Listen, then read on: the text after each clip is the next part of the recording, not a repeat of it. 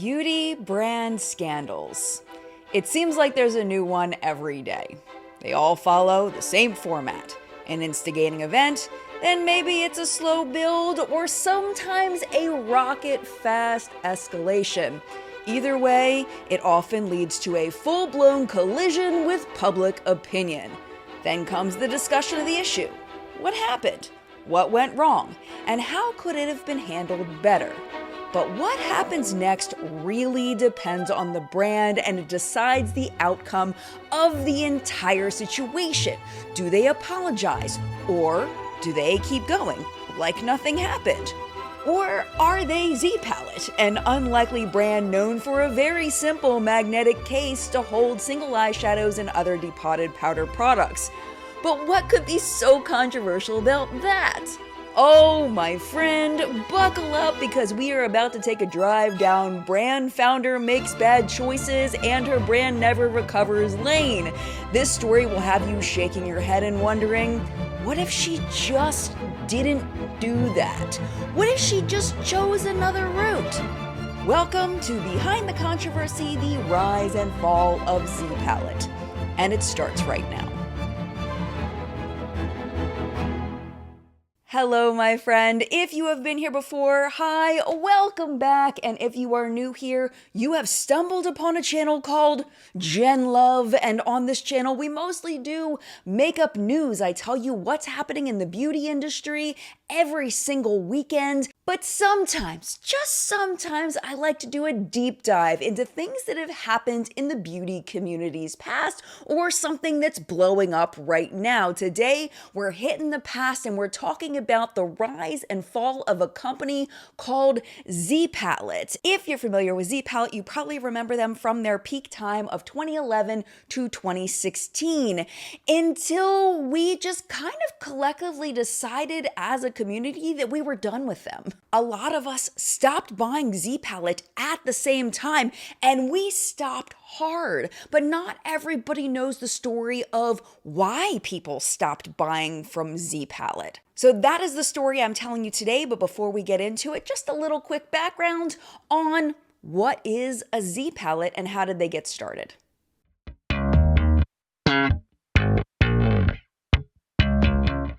Z-Palette was founded by a woman named Zina Stezel back in 2009, and she's actually still the CEO today. Zina is a professional makeup artist, and she's best known for being the makeup artist on Dancing with the Stars all the way back from the show's beginning. And she was nominated for multiple awards for not just her work on that show, but other shows. She even was nominated for an Emmy Award specifically for Dancing with the Stars in 2005. So the story goes that back in 2009, Zina was going to the set for Dancing with the Stars, and she was annoyed because she had all of this product and there was no really good way for her to bring all of her favorite products in a functional way to the set. And according to the Z-Palette website, Zina thought to herself, there's gotta be a better way. And that's when she invented the Z-Palette. And you know how timing is everything, right? So Zina launched the Z-Palette at the perfect time because MAC single eyeshadows were all of the rage in the brand new beauty community on YouTube. The beauty community was just starting to explode, and MAC single eyeshadows were like the thing to have.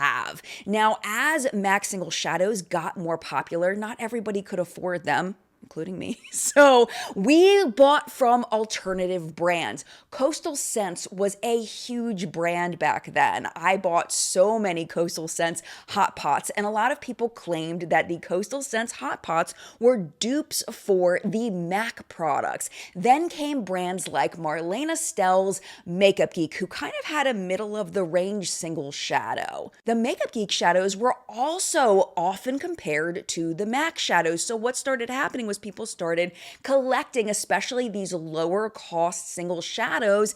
And it's like, well, where do we put them so they don't get damaged? They're just sitting in the pan, just like loose out, or, you know, there had to be a way to store them functionally.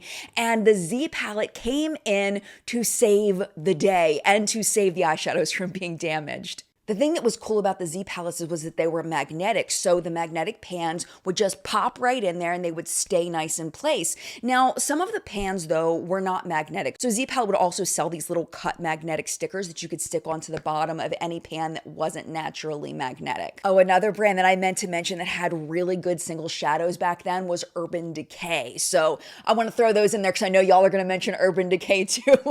Urban Decay made great single shadows. If I missed anybody, let me know in the comments. But anyway, so these Z palettes were not super duper expensive. This is my Z palette. This was the bigger one, and this sold for $20. You can see my little Z palette branding on the back. Then they had these smaller 4x4 ones. These were $14 a piece. They also sold the magnetic stickers in bundles. So when they launched, you could get a 40 pack for $4.30. And they did raise the price of the stickers just a little bit to $5 over the years, but overall the prices for Z palettes stayed the same throughout their popularity. Z palette really hit their stride in 2013 when celebrities started endorsing their products. And on the Z palette website, they showed celebrities like Brandy, Layla Ali, Keke Palmer, and Jennifer Grey using their Z palettes, and this of course lent credibility to the brand. In 2014, Z Palette expanded their range to include some products to help people to depot their products from the original packaging. They had a little spatula, they had a little depotting kit, and they also started putting up these guides on how to properly and easily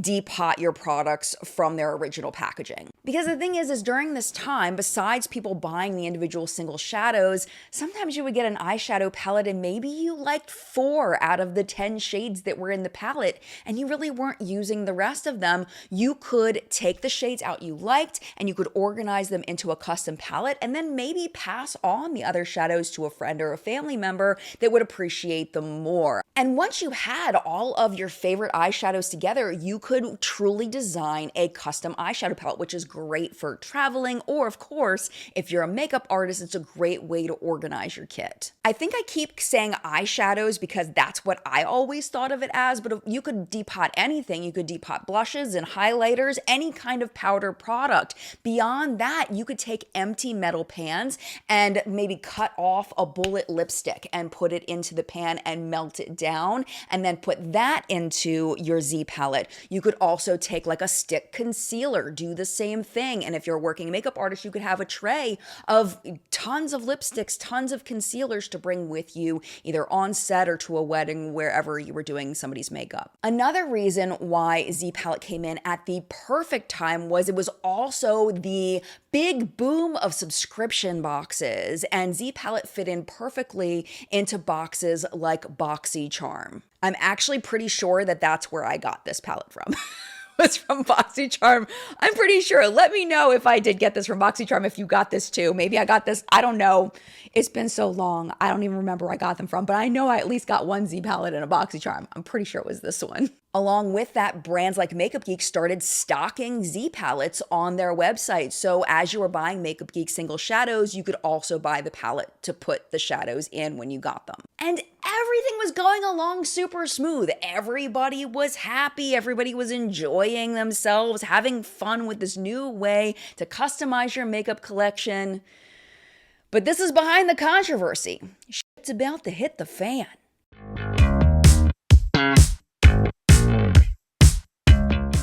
I think one of the major reasons why the downfall of Z palette hit so hard was because they had a very loyal fan base of customers that were not influencers. Yes, influencers talked about their products and promoted them some, but influencers were very limited in depotting their products because if you're doing a tutorial or if you're doing a review, you really need to have it in that original packaging to show your audience. But as a customer, when you've got all these products piling up, it's not as important to know necessarily the name of the shade or what brand made it. You're just trying to do your makeup.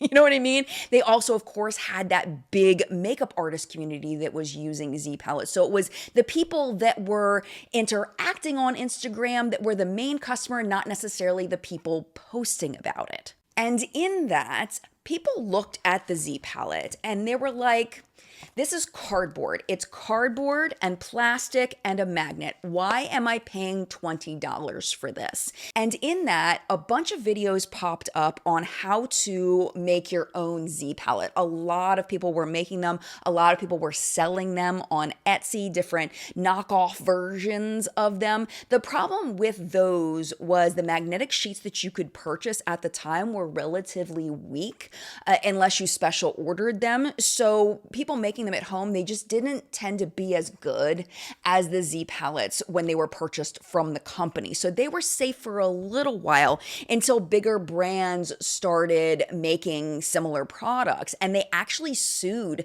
MAC Cosmetics for making a product that they said it infringed on the Z palette patent. I will link the full court case down below in case you would like to read the whole thing. Essentially, what the court decided was that MAC did not infringe on the patented parts of the Z palette. They maybe copied some of the useful things about the Z palette, like the clear window, but because that is part of the way the product functions, you can't patent that from what I understand. So all they could talk about was like the way the lip was, the way that it stuck out here over on the side, maybe the print design, the logo, stuff like that was more design rather than function, and MAC did not infringe on that. Therefore, the court sided with MAC. But even with people copying the idea of the Z palette, both at a lower cost, higher cost, mid cost, tier, Z palette was still doing pretty well, but there was a problem.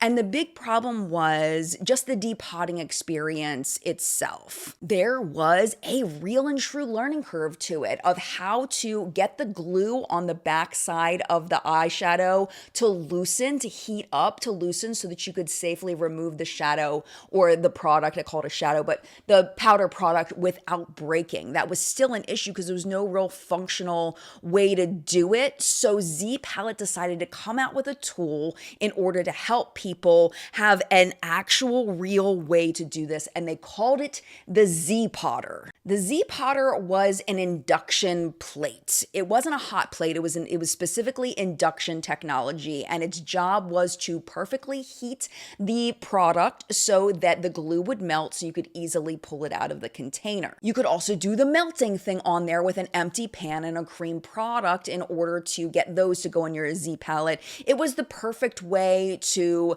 just do the Z palette thing in a safe way. And I can only imagine how much this costs Z palette to make because, it has the Z palette branding. It's the perfect size, it's a custom size for this process, making sure that it heated to the right temperatures, all of that. It was probably expensive to manufacture these. The description on their website for this product read, "Depotting is now safe, simple, and efficient. Introducing the Z Potter, a game-changing device that expertly separates your makeup from its original packaging and melts your lipsticks and concealers, saving you time, saving your makeup, and saving your body parts," meaning that it wouldn't burn you.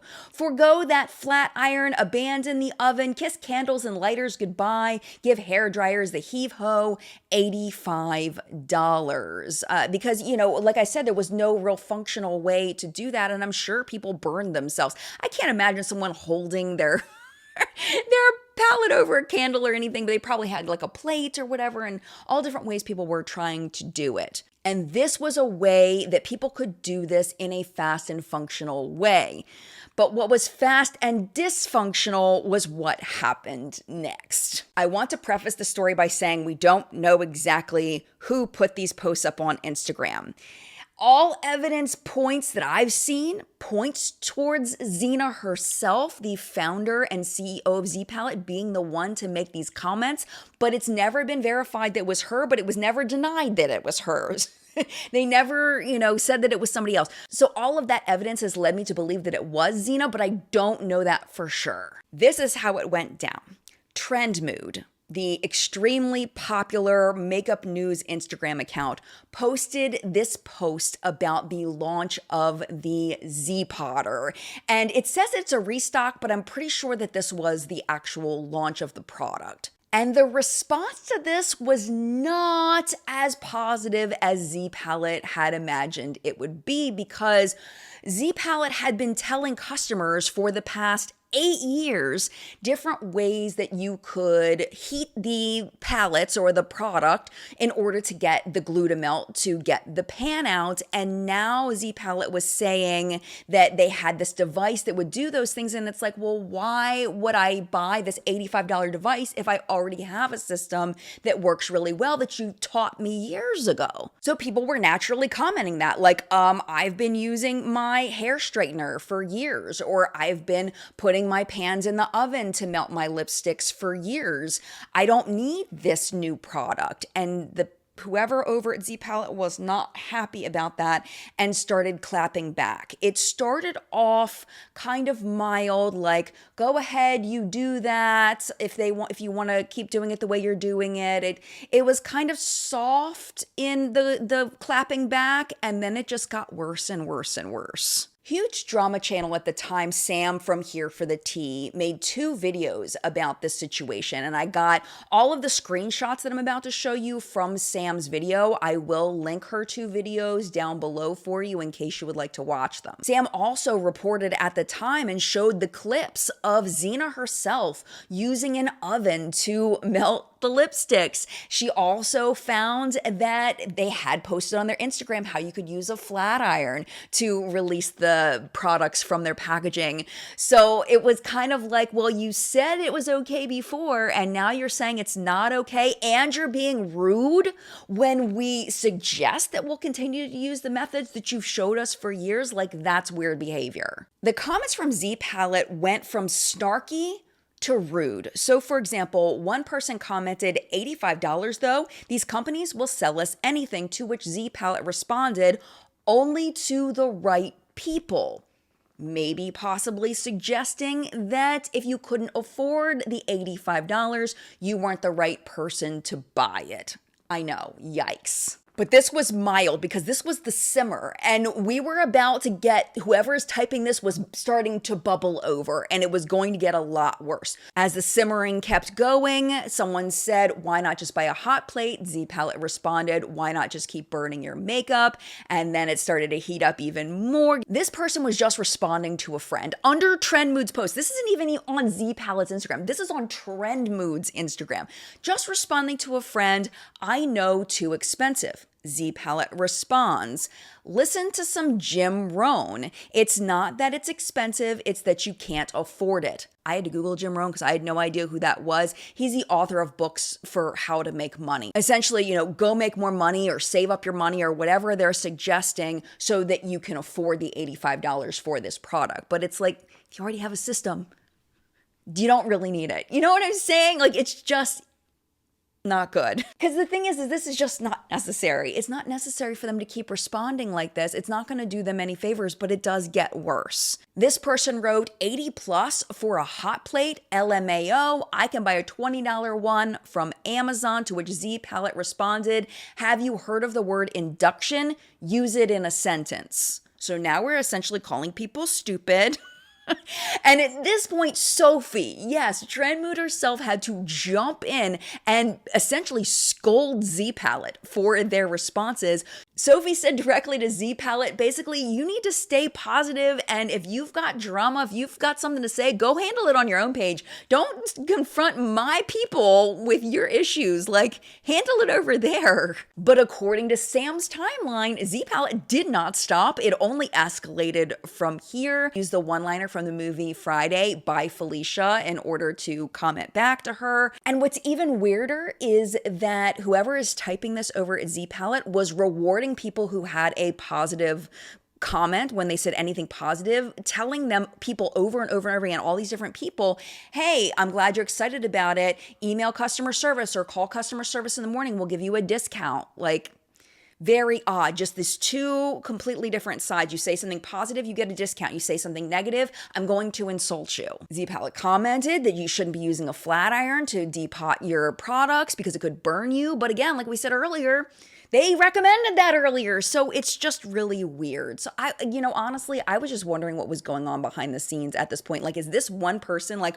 rage texting and posting and commenting from their bedroom or so? That's what I imagine. Is somebody just sitting in their room, just like, just like rage commenting. But I don't know if that's actually what happened. But clearly this person was getting very heated.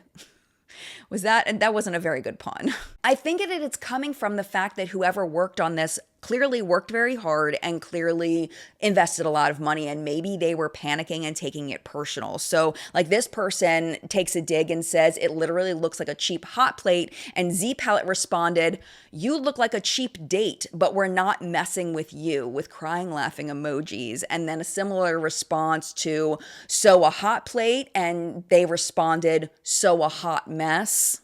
Just, you can see people were getting upset. Like, what are you doing? Why are you doing this? Because it just kept going on and on and on like this, with the person over at Z Palette calling people poor and insulting people with laughing, crying emojis. It was just kind of wild because it just didn't stop until it did stop. Of course, it did eventually stop.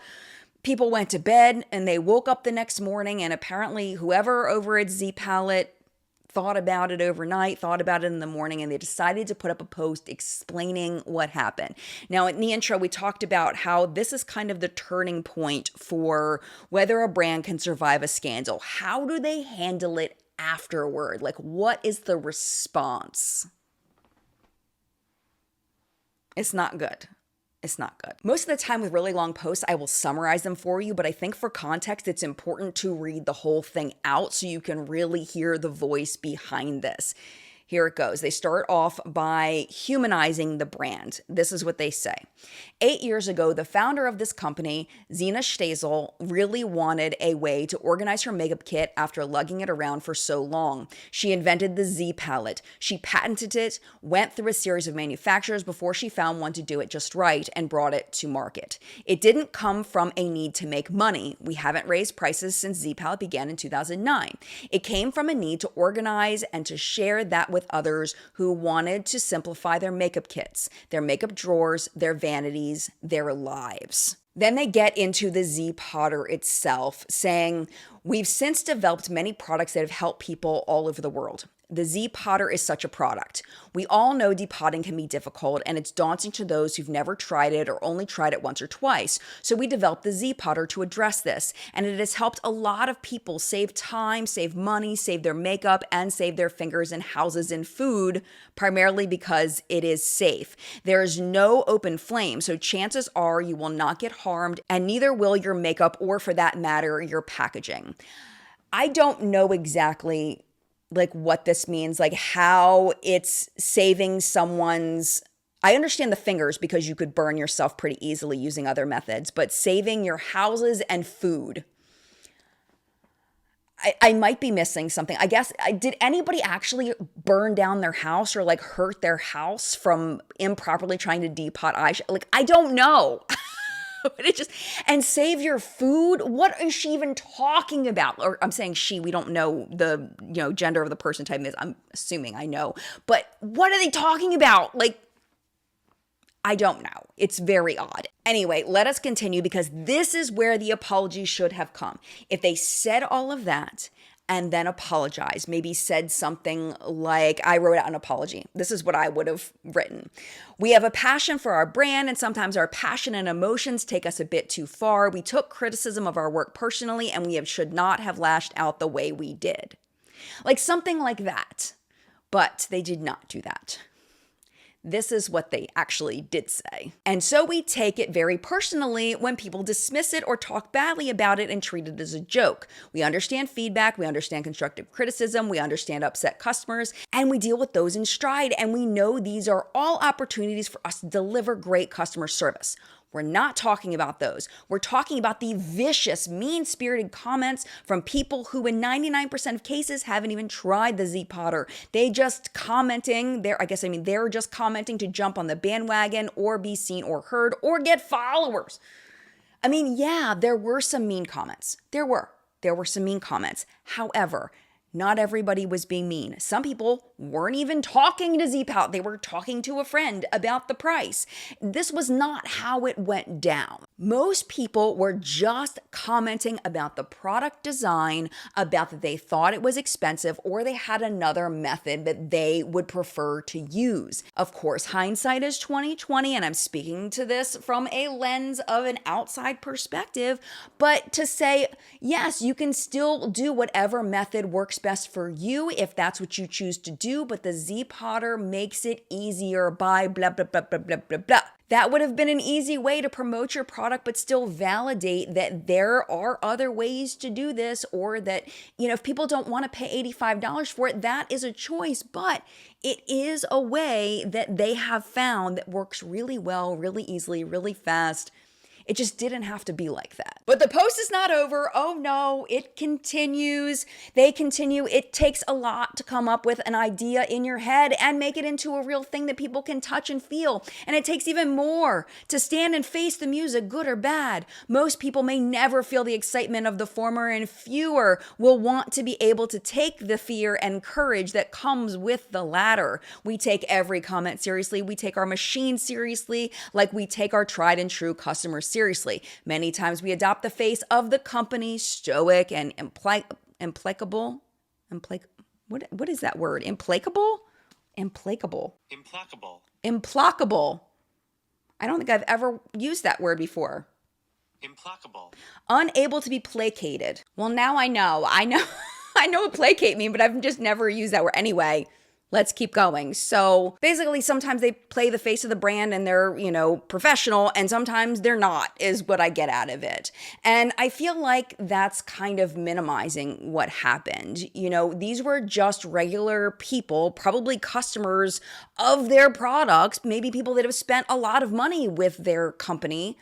And they're telling them they're poor, that they're stupid. It was not a good idea. And I feel like they're just minimizing what happened and kind of passing it off as like, we're just fighting against the haters, which isn't what happened at all. Maybe a little bit, maybe there were some haters in there, but it felt like they were just people just naturally responding. And it wasn't even on the Z Palette Instagram. It was on Tranmood's Instagram, which is even more wild. So anyway, they are actually not done yet. It continued. It's easy to be fearful of the wrath of the customer or the wrath of the influencer, especially in today's media fetishized society, but we will stand by our products and we will stand by our customers. And we will keep making products for those customers, and we will evolve with those customers. As in life, so in business, it's not how many friends, customers you have, it's the quality of those customers. And we want those who are with us. We will serve you and we will take care of you. Needless to say, this is not an apology. If you kiss our butt, then yeah, you are our customers. If you don't like something we do, then forget you. We don't care about you. You're not our real customers.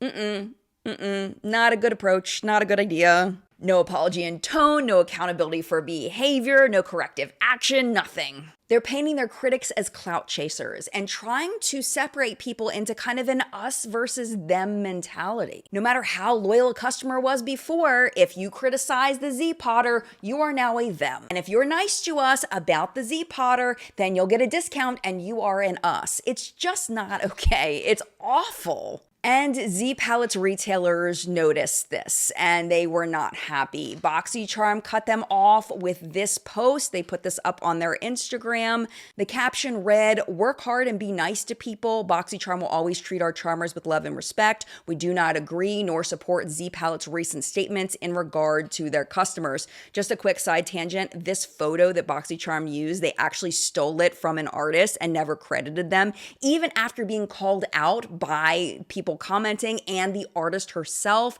They never credited her, but that's a side tangent and messed up. Marlena Stell of Makeup Geek even publicly denounced Z Palette, basically saying that once they ran out of their Z Palettes that they had ordered for sale on their website, that they wouldn't be reordering them. Influencers like Mariah Leonard and Kathleen Lights and Samantha Ravindal all came out and being very critical of Z Palette and what they'd chosen to do. Honestly, I was kind of waiting for one of those blame the intern kind of situations, but that didn't happen. Actually, the opposite, in that they actually did an interview with 17 magazine, and Xena herself told 17 magazine, quote, "We did not bully anyone. We don't condone bullying of any kind. Anyone who has interacted with us knows that. Our customers know that. We took a stand against the insensitive and unsolicited comments that were being hurled at our company and at makeup companies in general. The images floating around social media show you what Z Palette allegedly wrote, but make no mention of the post that triggered the response." Well, you have seen the post that triggered the response. I would love to know what you think. My personal opinion, of course, I've been very vocal about it, is that they did deserve the backlash because, like it says here, that they were unsolicited comments. It was on Trend Mood's post. That's what Trend Mood is all about. It's about posting new releases and then people coming and commenting on those new releases. It's not solicited, but that was just the nature of her platform, and it still is to this day. So it just shows that they really didn't understand what they did. And it was this action that was pretty much the end of Z Palette.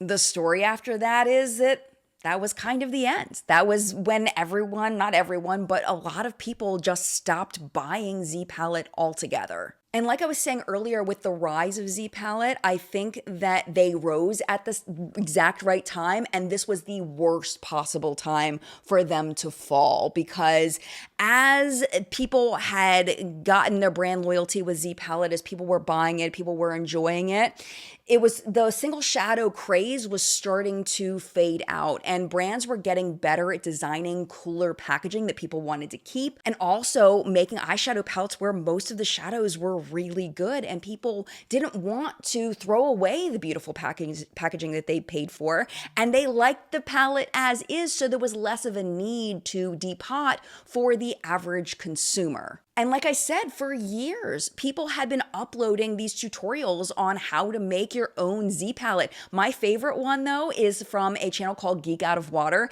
and she shows you how to take a book. She got her books from a thrift store, cut out the pages, and make a Z palette out of a book, which I think is so cool. And there were tons of these videos out there, so you really didn't need to buy a Z palette. And beyond that, there were more and more companies making their own versions of magnetic palettes. There were so many alternatives. Nobody needed to have brand loyalty to Z palettes. So when they basically spit in the face of their customers, the customers were like, either I don't need you, or I don't want you, or there's another alternative I can buy from. And it just killed the brand loyalty, which was really, I think Z Palette underestimated how much that was keeping their brand afloat. There were some scattered reviews of the Z Potter at the time, and there were mixed results from it. Some people said that it worked really well. Other people really struggled. Oh, I can hear this one. Oh, it's breaking the blush. It depotted like a queen, but I think the actual induction process literally just broke the blush. Oh no! I was just arranging them all nicely and I pushed down and it broke. You know what? I guess I've learned my lesson. And my lesson has taught me, don't depot.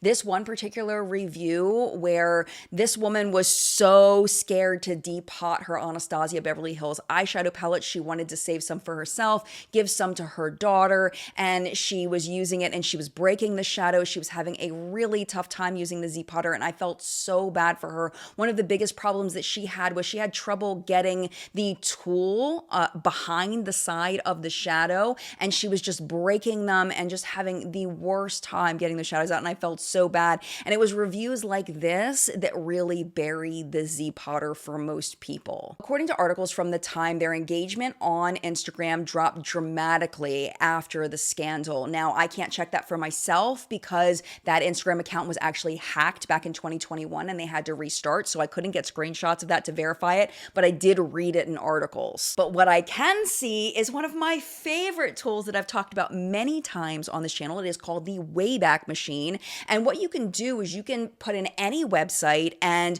you can see like captures of websites that are no longer available. So if you want to see what Sephora's website looked like back in 2014, you can do that. Like you can go back and look. So one thing I noticed, the new like hack unlocked with the Wayback Machine, is that it seems like the more popular a website is, the more screen captures there are. This is the Apple website. They have screen captures that go all the way back to 1996, which is wild to me. And you can see as time goes on, there are more and more captures. Here is the Sephora website from 2003 to present. You can see how it starts to spike in 2013 and then just crushes from there on in. But if you look at like the Kohl's website, you can see that they've had mostly like a nice strong performance until 2025, where the captures seem to be cut in half. And we know that Kohl's hasn't been doing as well. We've been talking about that on my makeup news show, What's My Makeup, that Kohl's has not been doing as well. So it makes sense that there's less views. So that being said, let's take a look at the Z Palette website. You can see that there is an increasing number of captures of the website from 2013 to 2016. And then 2017, it just kind of dies. It slows down significantly. There's a little bit of a spike in 2024, but then it dips back down so far in 2025. And if you go over to their current Instagram account, the engagement is really, really low. They have less than 5,000 followers over there, which is really low for an established brand. And their engagement is just, it's not good. They have trouble getting 50 likes on a post, which again, this is an established brand. And it's really sad. Both the Z Palette products and the Z Potter are still available. And I can see where makeup artists may still use this technology and really, really enjoy it. And even those of us, like I'm looking at, I just did the big decluttering of my eyeshadow palettes. Like it might be really cool to depot some of those old eyeshadow palettes that I don't reach for anymore and organize them by color so that I can actually find shades that I want to use. Like not a terrible idea. So I do feel like there is a market where there is a current customer for Z Palette if they just tried. It almost feels like they're not trying. Because I was thinking about how social media has evolved over the year and where we are in 2025 and all the bullshit that people pull in this year and in our Lord year of 2025, all of the bullshit that happens, all the things that brands do, that influencers do, and they just keep going. They just keep riding it out and they're fine, but Z Palette died. And I do think that if they had the right marketing, some TikTok videos, some new influencers, like a fresh rebrand of the company, I honestly think they could do pretty well. There's a whole new generation of people that didn't know about what happened 10 years ago, or people that just don't care. It was so long ago. Like, would you still care about that 10 years ago, somebody at Z Palette went off on Instagram? I feel like in the general grand scheme of crimes on the internet, like that's really like, yeah, it's messed up, but is it really that serious to bury a brand forever? I personally don't think so, especially if they came back with strong branding and a positive attitude and maybe some light jokes about the Z Potter.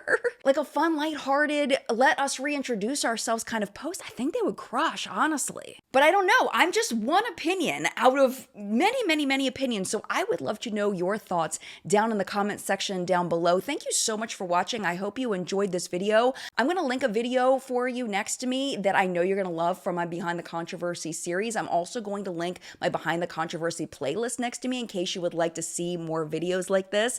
Thank you so much for watching. Mad love to you, and I will see you in a video very, very soon.